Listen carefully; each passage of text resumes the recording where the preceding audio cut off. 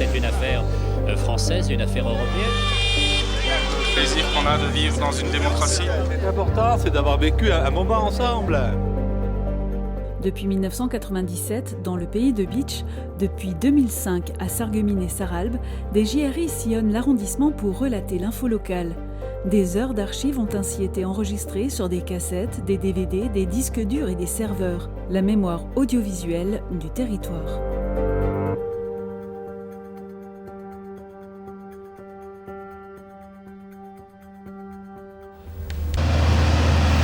Suite à différents retards d'ordre administratif, les travaux de construction du nouvel hôpital de Bitche n'ont débuté qu'au cours du mois d'août. Sur 1,50 ha, le chantier se situe à l'arrière du collège Saint-Augustin, rue de l'Ébar. Actuellement, les responsables de l'hôpital Saint-Joseph sont en pourparlers avec la municipalité. Ces derniers souhaitent signer un bail amphithéotique pour une durée de 99 ans et qui porte sur un peu plus d'1 hectare supplémentaire. Montée sur une plateforme à l'orée de la forêt, cette structure hospitalière présente de nombreux avantages. Eh bien, il se trouve à la sortie de la ville, tout en n'étant pas trop loin du centre. Il se trouve également en pleine nature, là, à l'orée de la forêt, et également à quelques centaines de mètres de la déviation qui nous relie à Agno et à Sarreguemines. Le conseil d'administration de l'hôpital tient à respecter le cadre environnemental. Pour une intégration maximale dans un lotissement résidentiel, Bernard Schwartz, architecte mandataire, et son confrère Benoît Deprez essayent de suivre les conditions émises. Nous avons donc essayé de répondre aux fonctions d'un hôpital, ce qui n'est pas évident, en respectant toutes ces conditions et en étalant au maximum horizontalement le bâtiment. Nous avons donc 2 corps de bâtiment qui constituent l'ensemble de l'hôpital, 2 corps perpendiculaires. Le premier, qui est le principal, si vous voulez, comporte un rez-de-chaussée et 2 étages courants, et le deuxième corps de bâtiment ne comporte qu'un rez-de-chaussée et un seul étage. Donc au maximum nous avons 3 étages, ce qui veut dire que nous sommes beaucoup plus bas que le collège Saint-Augustin et par exemple la maison de retraite des Myosotis. Pour la réalisation principale du bâtiment, ils utilisent des matériaux traditionnels propres au pays de Bitche. Pour les murs extérieurs, la brique en terre cuite d'Alsace, sur laquelle nous allons rapporter une isolation extérieure, ce qui va constituer un ensemble tout à fait performant sur le plan biologique et de l'équilibre entre l'intérieur et l'extérieur, étant donné que si on chauffe une brique de l'intérieur, la brique accumule la chaleur et comme il y a une isolation extérieure, cette chaleur ne peut pas sortir, donc la nuit, la chaleur est restituée vers l'intérieur du bâtiment. Ça c'est un point à signaler, c'est assez rare au niveau de bâtiments de ce type-là. Et il faut également signaler que les autres matériaux sont une charpente traditionnelle. Alors le président Philippe a souhaité qu'on utilise du pin Douglas parce qu'il a des qualités écologiques très fortes et nous utilisons également sur le toit de la tuile en terre cuite naturelle également. Doté bientôt d'une nouvelle structure, l'hôpital fonctionnera en médecine petite urgence et long et moyen séjour. Il s'agit là de donner aux malades de l'an 2001-2002 le confort auquel ils ont droit. La nouveauté dans cet hôpital sera la présence d'un long séjour, c'est-à-dire le service qui s'occupe des personnes âgées qui ne peuvent plus rester seules chez elles, qui sont trop malades pour rester seules chez elles. Et nous aurons 30 chambres de long séjour. Nous avons cette autorisation depuis décembre 1998, mais elle était impossible à mettre en œuvre dans l'hôpital, l'ancien hôpital tel qu'il est actuellement.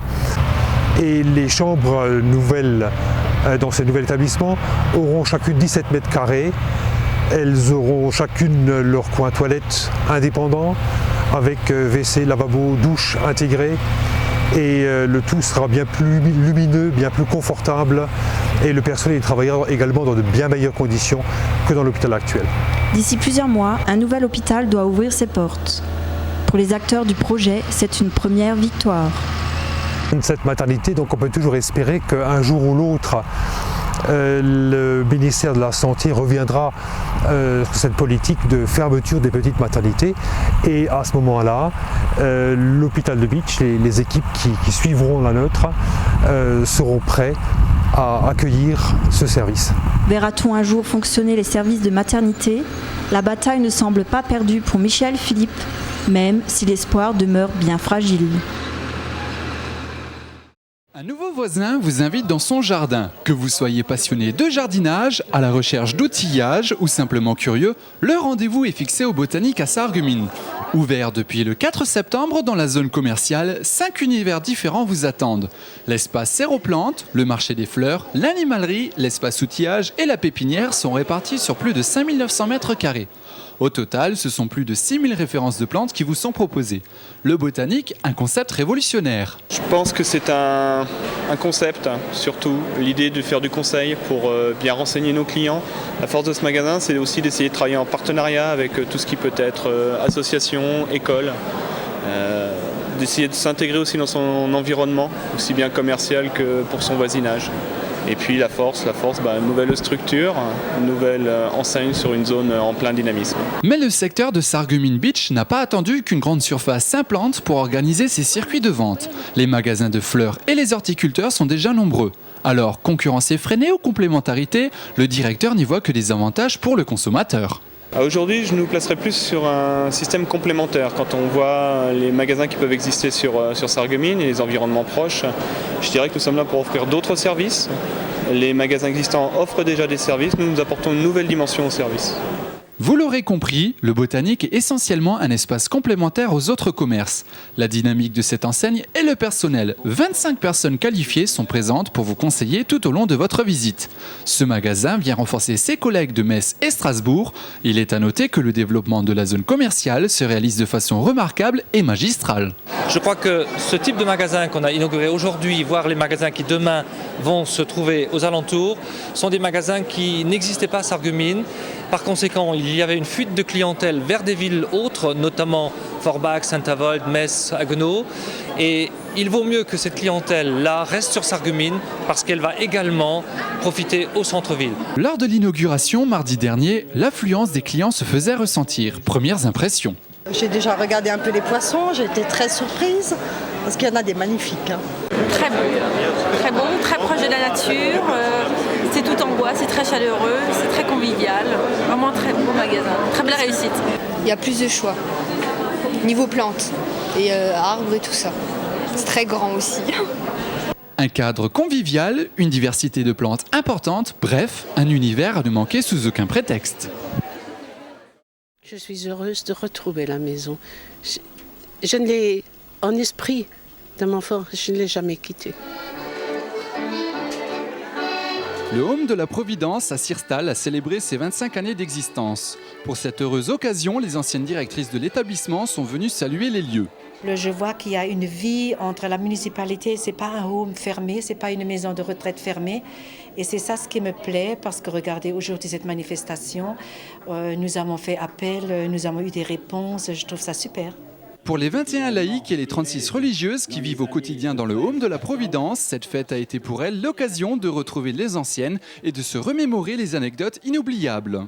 Pendant la guerre, le bâtiment était occupé par des institutrices allemandes qui venaient ici. Je pense qu'on les formait là et que c'était une espèce de petite école normale d'institutrices. Et après la guerre, donc dans les années 90, j'ai eu plusieurs fois la visite de ces dames qui avaient pris de l'âge entre-temps et qui essayaient de repérer les lieux. Et quand elles venaient, évidemment, elles ne reconnaissaient plus la maison. Puisque l'ancienne était détruite, la nouvelle ne ressemblait en rien à l'ancienne. Et ce qui les aidait à se repérer, c'était la fontaine, qui coule toujours aujourd'hui. Et qui a d'ailleurs une très bonne eau que nous faisons analyser tous les ans et qui sert même d'eau potable et qui est d'une très bonne qualité. En 2003, un agrandissement des lieux est prévu avec la création d'une salle de déambulation. De plus, le Home élargira sa capacité d'accueil de 2 personnes, passant ainsi de 57 à 59 pensionnaires. En ce qui concerne la municipalité de Sirstal, c'est plus qu'une fierté, c'est vraiment une chance importante d'avoir sur notre commune le Home de la Providence. C'est la maison qui accueille les personnes âgées Et comme tout le monde sait, à l'heure actuelle, la demande est de plus en plus forte. Et Dieu sait que même en tant que conseiller général, je suis beaucoup sollicité pour des places en maison de retraite. Alors ici, nous avons de la chance d'avoir obtenu récemment une subvention du conseil général pour pouvoir agrandir cette maison. Parce qu'à l'époque, ce n'était pas évident au départ qu'à la place de cet ancien pensionnat, propriété de la congrégation des Sœurs de la Providence, détruit par fait de guerre, sera reconstruit à Sierstal. Il y avait de toute évidence des réflexions sur l'opportunité d'un transfert ailleurs et avec les autorités locales, avec le maire d'alors, M. Rhein, et avec l'ensemble de la population, soutenue par leurs élus, dont j'étais à l'époque le représentant, nous avons insisté et obtenu que la congrégation utilise les dommages de guerre sur place et construise cette maison de retraite. Un atout pour le village de Sierstal et les environs. Bref, 25 ans de joyeuse existence en espérant que l'action se perpétue dans les prochaines années. Branle-bas devant l'hôtel de ville de Bitche pour la commémoration du 25e anniversaire de l'arrivée du 57e ERA dans la ville fortifiée. Créé à Toulouse en 1909, le régiment a fait du chemin avant son arrivée à Bitche il y a 25 ans. Engagé dans la Marne dès 1914, il obtient alors ses premières citations. Aujourd'hui, sa mission est d'assurer la défense anti-aérienne à basse et très basse altitude, de jour comme de nuit, de zones, d'itinéraires ou de points particuliers de la force d'action contre un ennemi aérien multiforme. La commémoration de cet anniversaire est l'occasion pour le régiment de se présenter une nouvelle fois devant les Bitchois. Je crois que la signification première, c'est l'installation définitive de ce régiment à Bitche. Je crois que c'est un bel anniversaire. Cela montre que Bitche s'est perpétué ses traditions militaires et je crois que Bitche et l'ensemble du pays de Bitche sont très fiers de leur régiment. Le 57e ERA est le dernier régiment en place à Bitche. Il fait partie intégrante de la vie de la cité qui attache une grande importance à sa présence. Ça représente surtout la très bonne intégration du régiment dans sa ville après 25 ans de présence. Ça représente également la pérennité de ce régiment dans sa région. Et c'est donc un symbole que le régiment a voulu marquer en association avec la ville de Bitche et donc en venant montrer aux Bitchois en particulier ce qu'était aujourd'hui le régiment et certains aspects de ses traditions, en particulier le canon de 75 mm que nous entretenons. Le chef de corps en a profité pour décorer 6 officiers et sous-officiers du régiment de la médaille d'argent de la Défense nationale avant d'assister au défilé et à la présentation dynamique du canon 75 qui constitue un morceau de la grande histoire du 57e ERA. Absolument, ce canon correspond à peu près à l'époque de la création du régiment puisque le régiment a été créé en 1909 à Toulouse. C'est-à-dire pour les initiés, ce qui explique qui est la croix du Languedoc sur l'insigne du régiment. Touchez-y situlose et sa devise. Personne n'y touchera puisqu'il est assuré pour ces hommes et les habitants de Bitche que le régiment reste ici encore longtemps.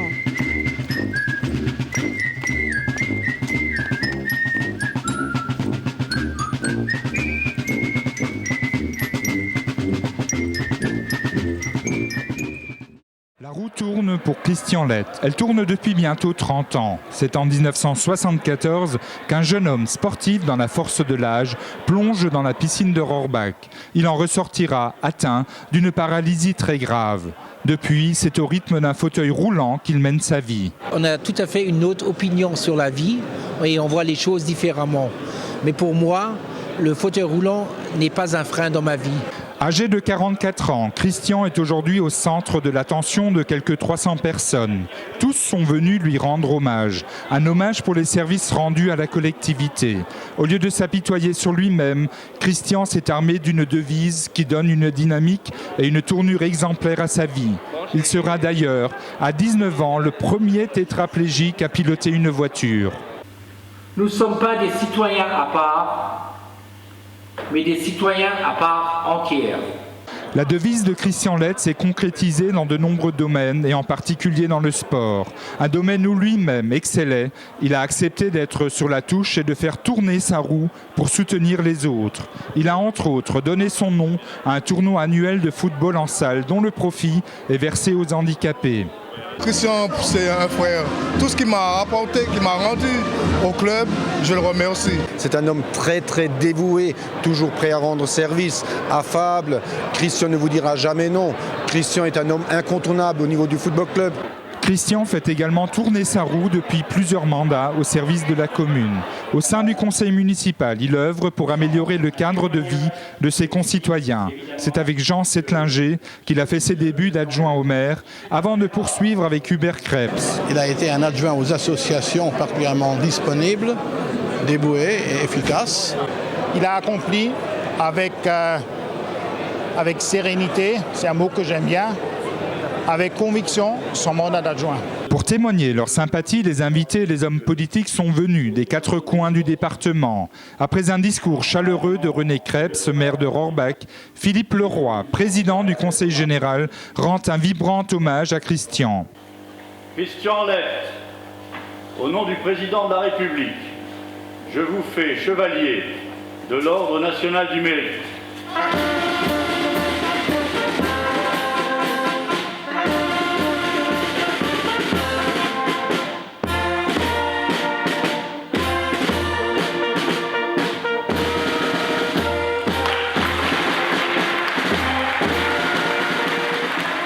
C'est l'énergie pour surmonter les handicaps.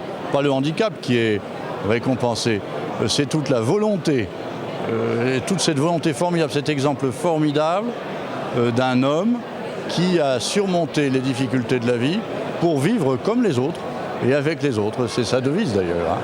À 44 ans, Christian devient l'un des plus jeunes chevaliers de l'Ordre national du mérite. Une distinction non liée à son handicap, mais à son dévouement actif pour les autres. La vie ne fait pas toujours de cadeaux dorés et il est parfois difficile de surmonter certaines épreuves. J'espère pouvoir continuer mon combat avec force et courage. Christian a particulièrement remercié sa mère, toujours dévouée et encourageante, ainsi que toute sa famille. Vivre quand même avec son handicap de tous les jours, moi étant sa sœur, je connais quand même que c'est pas du tout facile. Et c'est difficile d'être à sa place, c'est clair, mais bon, je suis très très fière de lui. Tonton Christian, c'est la fierté de la famille, quoi. C'est mon tonton préféré. Je suis là-bas. Alors, il faut que je lui pose ses lettres. Il est très commandant, mais je l'adore. Je l'adore, c'est un peu mon papa, quoi. Il a peur un jour d'être seul, c'est vrai. C'est difficile, mais je sais que nous, on ne le laissera pas tomber. Ça, c'est sûr. Christian Lett, chevalier de l'Ordre national du mérite, une distinction pour un homme qui a décidé que sa roue ferait de lui un homme debout, non pas un citoyen à part, mais un citoyen à part entière.